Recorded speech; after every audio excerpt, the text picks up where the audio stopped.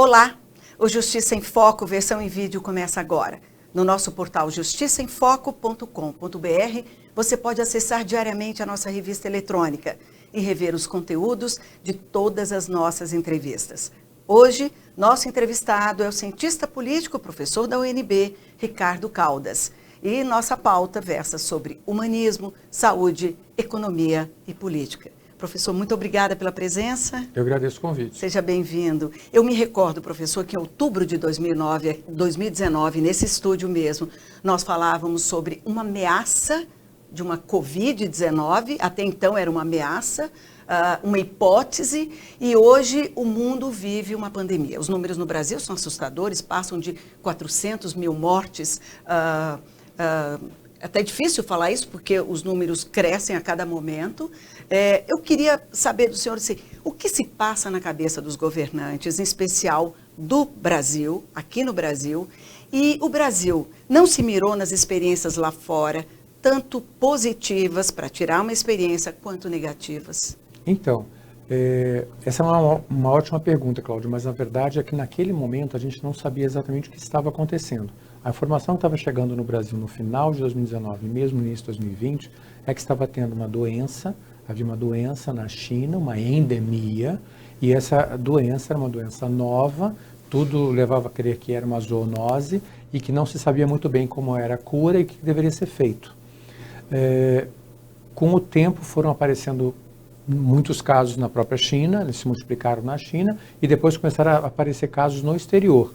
Mesmo assim, a OMS considerou que estava havendo um problema local, o problema se restringia à China. Mas nem falava em pandemia, né? Nem falava em pandemia, ela era proibida de falar a palavra pandemia. E o número de casos aumentando, tanto na China quanto no exterior. E aí começou a haver uma pressão dos membros da OMS sobre ela, para que ela declarasse que estava havendo realmente uma pandemia.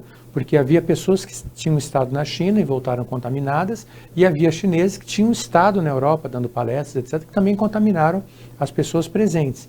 E aí então houve essa pressão, e aí finalmente, em março de 2020, é que a OMS declara que existe sim uma pandemia. Então veja o período de quase 6 meses entre o aparecimento dos primeiros casos e a confirmação pela OMS de uma pandemia. Então isso fez com que vários governos, inclusive o nosso, demorasse para tomar decisões sobre um assunto que não conhecia. O senhor falou março, a gente viveu o carnaval 2020 Exatamente. Sem preocupação. Perfeitamente. Se nós tivéssemos tido essa informação antes da China sobre a gravidade e a OMS tivesse declarado uma pandemia em fevereiro, talvez não tivesse nem havido carnaval no Brasil. Teria sido suspenso por questões de saúde pública. A ação prudente naquele momento. E hoje em dia é até difícil de falar em casos bem-sucedidos, porque França, Reino Unido, mesmo a Suíça, né, que foram considerados casos bem-sucedidos, a Alemanha também, hoje também estão com estragos no seu sistema de saúde pública. Mas a Grã-Bretanha hoje está bem. Depois de ter vivido aquele caos, depois de ter tratado essa questão da P1, né?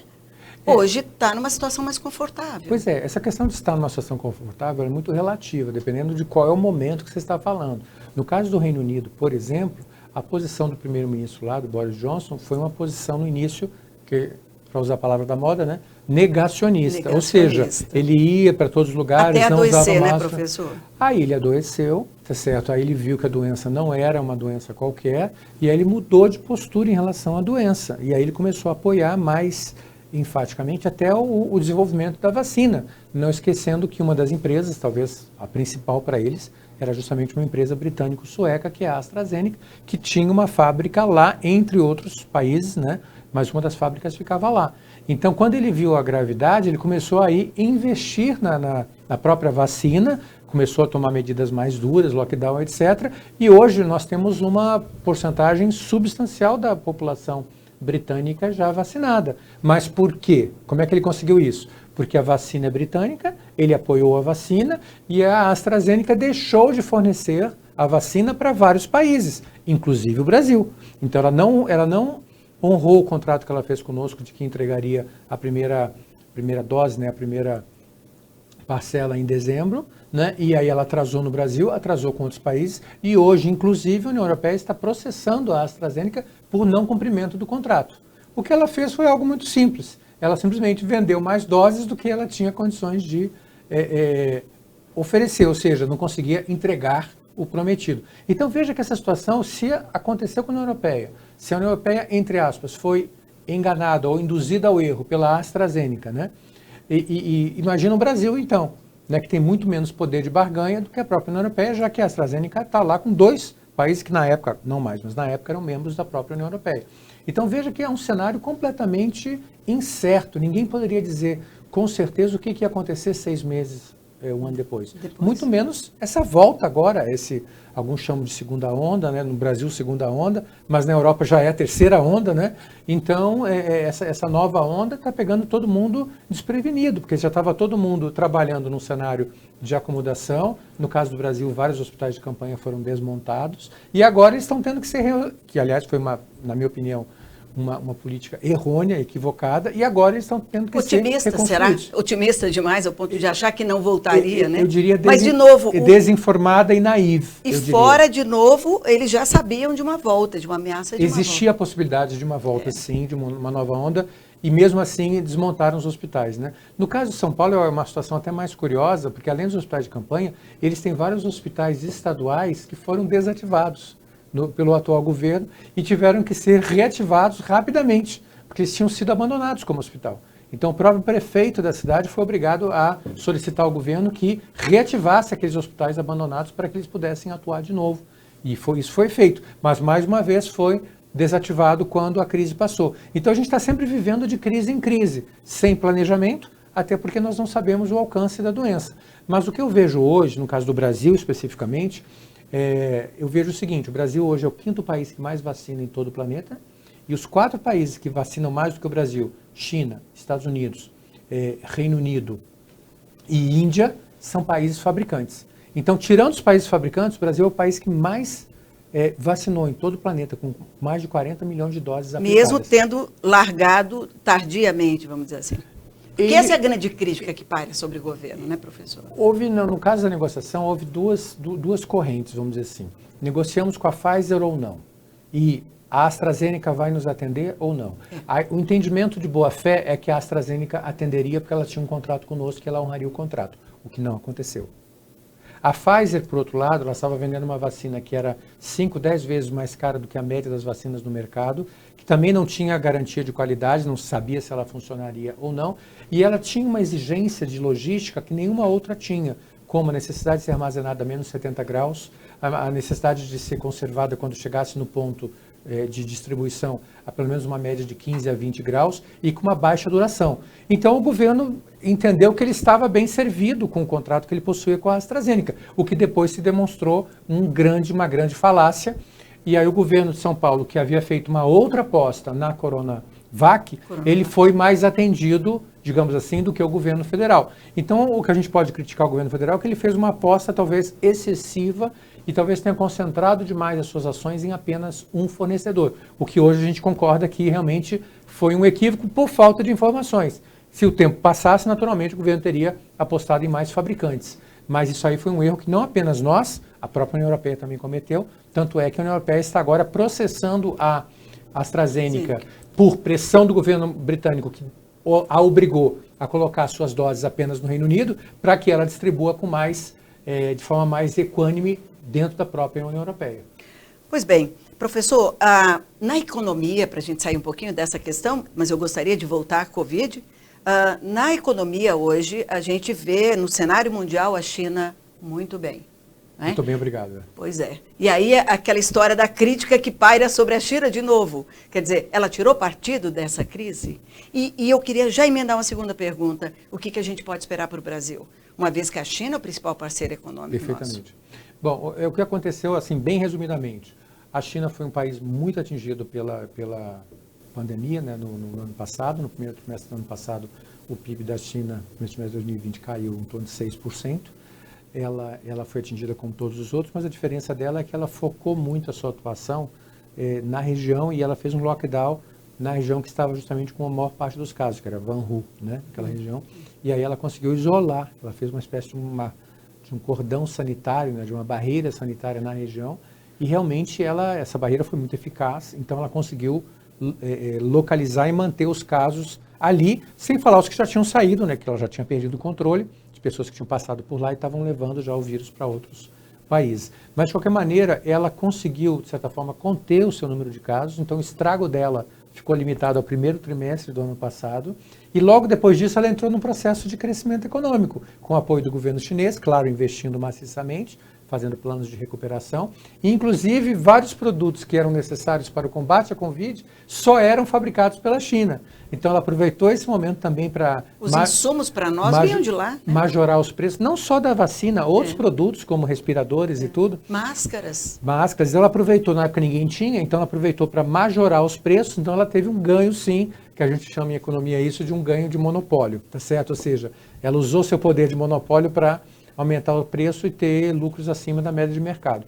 E o resultado, para terminar uma história longa fazendo curta, é que nesse primeiro trimestre de 2021, ela cresceu a bagatela de 18%, deixando todos os países do mundo todo boquiabertos com a recuperação chinesa. Ou seja, para ela, a Covid, a pandemia já é passado, tá certo? Enquanto que para nós aqui nós estamos ainda pedalando, tentando resolver, criar hospital, montar hospital, como é que a gente distribui a vacina. E a China, claro, ela está vacinando, mas para ela a Covid não é mais um problema ou um obstáculo. É simplesmente um fato que aconteceu em algum momento passado e que ela soube lidar com ele e agora já está numa outra fase. Ok, professor, vamos continuar com essa pauta. Nós vamos para um rápido intervalo e voltamos para falar sobre a CPI da Covid. Até já.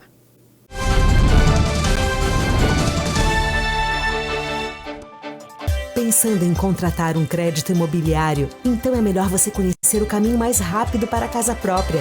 Nós somos a Poupex. Temos 39 anos de atuação no mercado e já financiamos mais de 134 mil imóveis em todo o país. Estamos entre os agentes financeiros que mais concederam esse tipo de crédito. Você vai financiar online a sua casa de maneira prática e segura, com juros baixos e as melhores condições. Crédito imobiliário digital Poupex. As mudanças no Código de Trânsito Brasileiro mantiveram a obrigatoriedade da realização do exame toxicológico de larga janela de detecção. Para atender essa exigência, você pode contar com a Central de Exames Cruzeiro, com a qualidade Chromatox e é credenciada pelo Denatran. Acesse nosso site www.secruzeiro.com.br ou ligue para 61 3361 0740. Central de Exames Cruzeiro. Serviços de saúde com excelência. Venha estudar no Grupo Faveni. Excelência em cursos presenciais e à distância. O grupo educacional que mais cresce no Brasil. São mais de 25 cursos de graduação e 1000 cursos de pós-graduação em diversas áreas. Aqui você encontra ensino de qualidade, com a liberdade que só o EAD pode te oferecer. Grupo Faveni. Ideal para a sua carreira e para o seu bolso. Acesse grupofaveni.com.br. Grupo Faveni. A internet revolucionou a nossa forma de comunicação e com o Press Release você terá um alcance visual maior do seu produto. Um site com publicações dos seus próprios usuários em forma de vitrine de comunicação digital. Ficou interessado? Então acesse o nosso site www.pressreleases.com.br e se cadastre ou entre em contato pelo WhatsApp.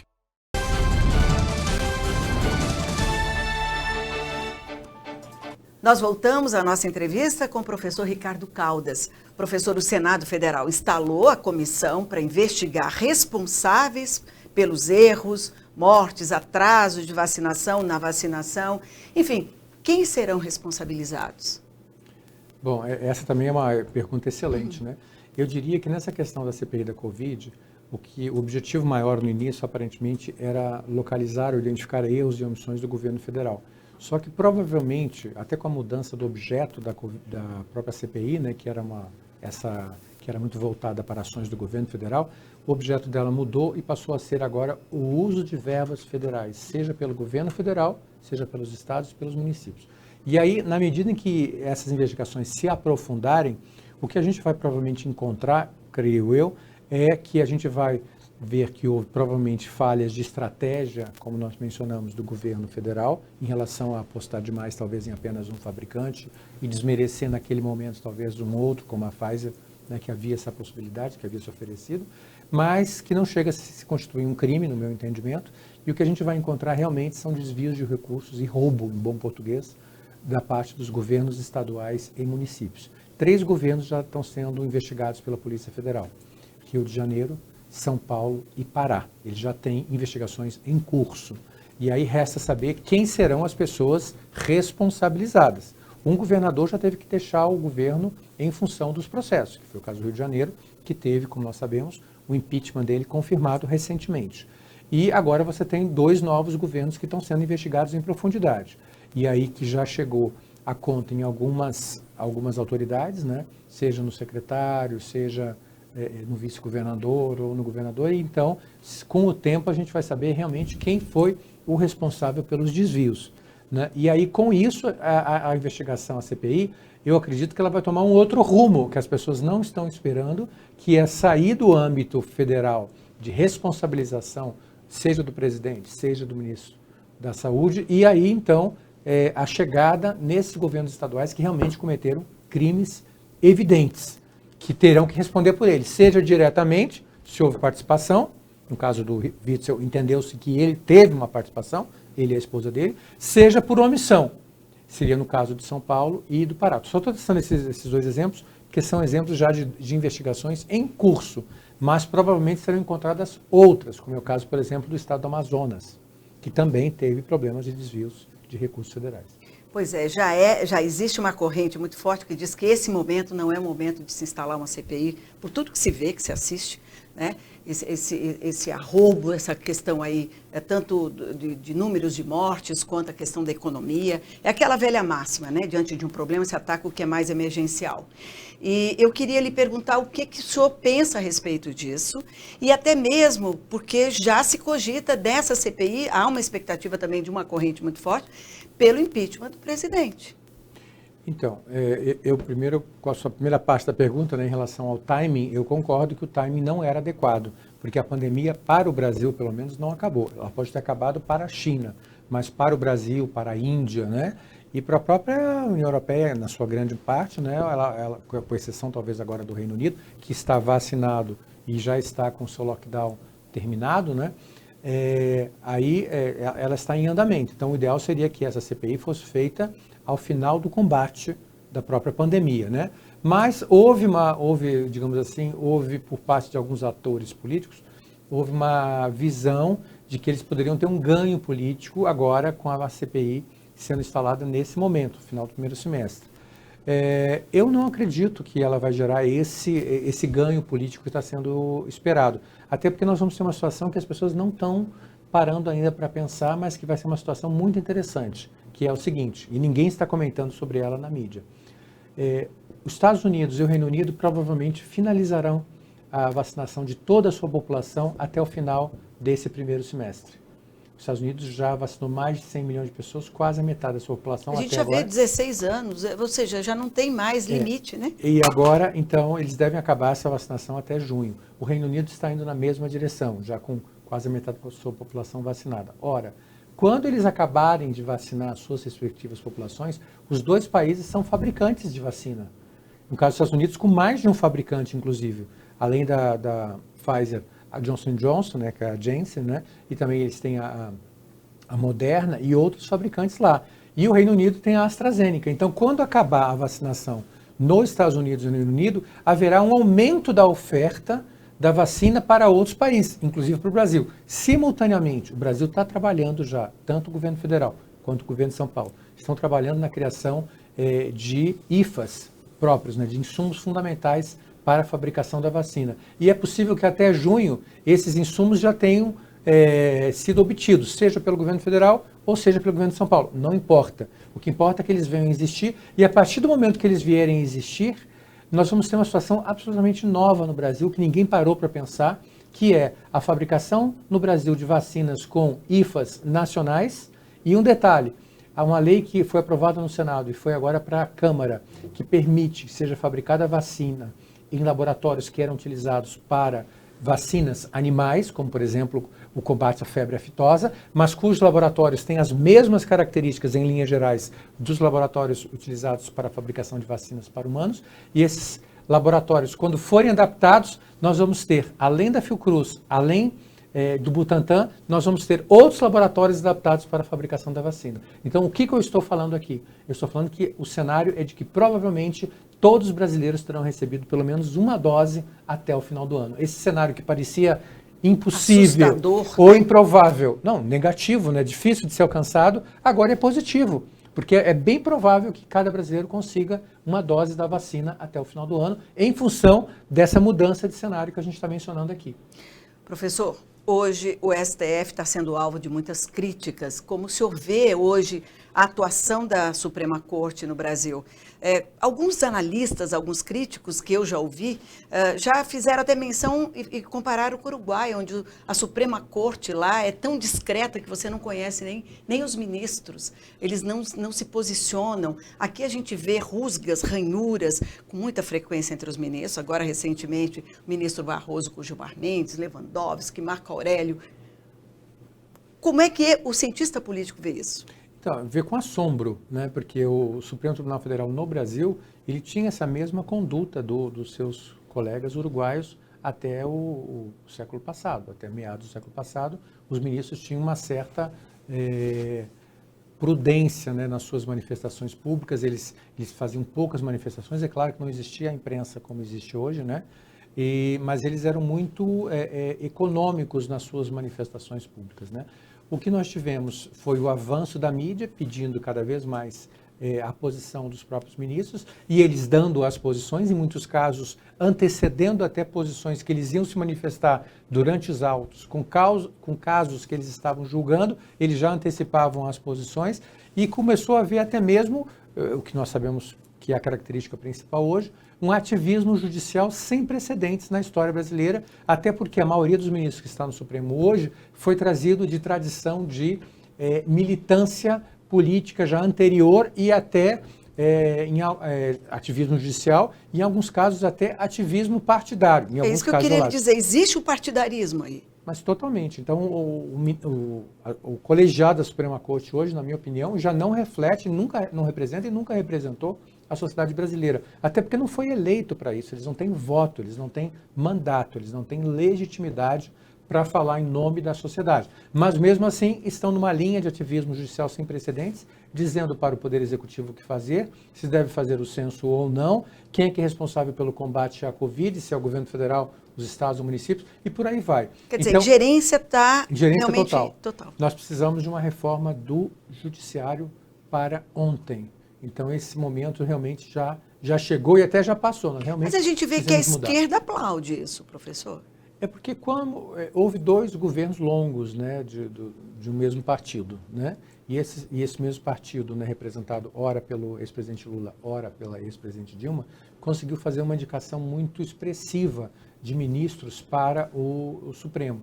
E com isso, eles acabaram servindo vamos dizer assim, de eco para muitas das teses que eram defendidas fora do Supremo, no parlamento, seja na Câmara ou no Senado. E começou a haver até uma coisa que seria impensável há 100 anos atrás, que é a combinação de um ministro do Supremo pedindo para que um deputado fizesse uma intervenção para que ele pudesse opinar, supostamente provocado, né, para que houvesse uma intervenção em determinado assunto, como foi o caso da própria CPI da Covid. Então, isso seria imaginável em um outro país, né, essa combinação do ministro dar essa dica, né, para um deputado, para ele entrar com um pedido para que houvesse uma manifestação do Supremo. Mas esse é o ponto que nós chegamos no Brasil hoje. Professor, assunto continua. Assunto não falta. Muito obrigada pela sua presença, pela sua entrevista, por esse leque de informações tão preciosas. Até uma próxima. Muito obrigado, eu agradeço. Tá aqui. Acompanhe no YouTube os nossos conteúdos e no portal justiçaemfoco.com.br essa entrevista e futuras entrevistas. Muito obrigada pela sua audiência.